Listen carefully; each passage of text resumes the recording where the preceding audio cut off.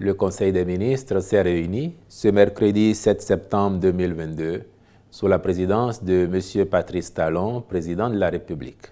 Au terme de la séance, les décisions ci-après ont été prises.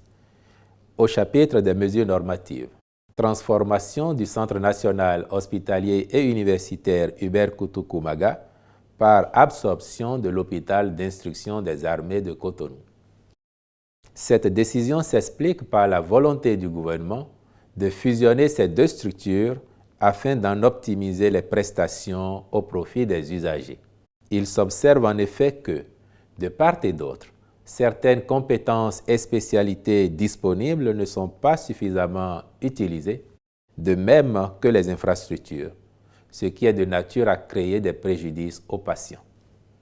La mise en commun des moyens va donc favoriser la mutualisation des ressources disponibles dans les deux structures, le renforcement des pôles de spécialité, une plus grande efficacité dans la prise en charge des urgences, une meilleure organisation s'agissant de l'approvisionnement en intrants et de l'acquisition des équipements, de même que la facilitation de la référence et de la contre-référence ou la continuité des soins.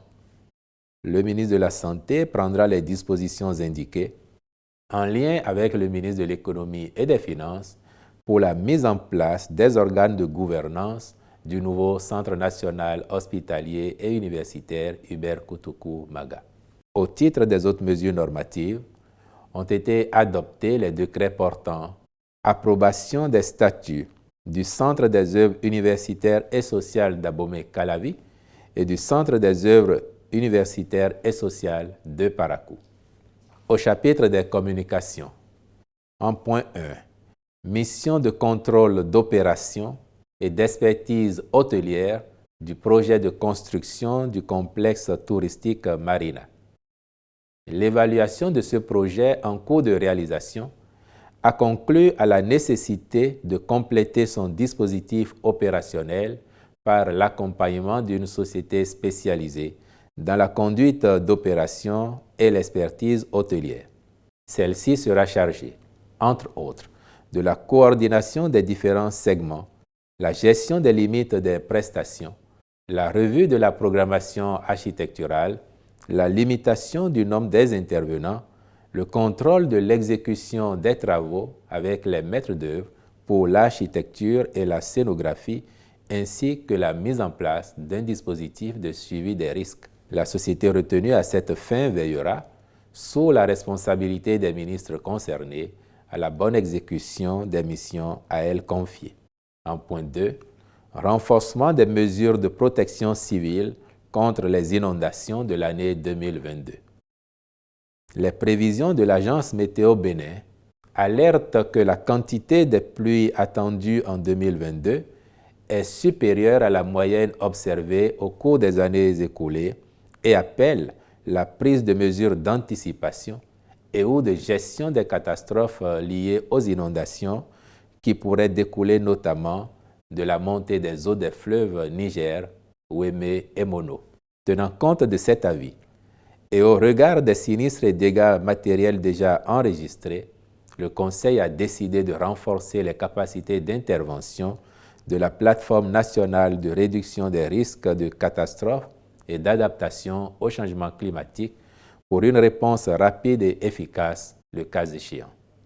Au chapitre des rencontres et manifestations internationales, le Conseil a autorisé l'organisation à Cotonou, du 12 au 16 septembre 2022, de l'atelier international de partage de connaissances entre parties prenantes du programme global Protection et réhabilitation des sols pour l'amélioration de la sécurité alimentaire ProSol et la célébration à Semekpoji, le 27 octobre 2022, de la 25e édition de la Journée nationale de mobilisation pour la lutte contre les troubles dus à la carence en iode.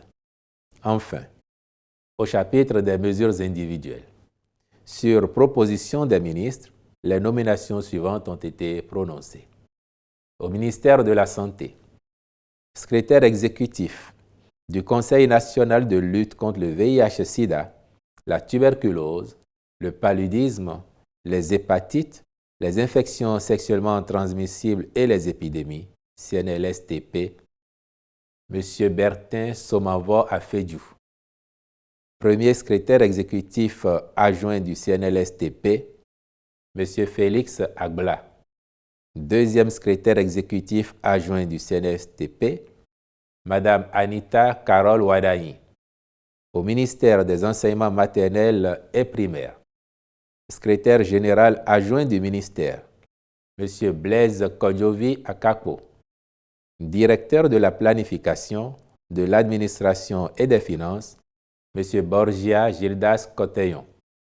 Directeur de l'école normale d'instituteurs d'Alada, M. Thomas Simbosa Chao. Secrétaire général de la Commission nationale béninoise pour l'UNESCO, Mme Bossede Paulette Okpeicha, je vous remercie.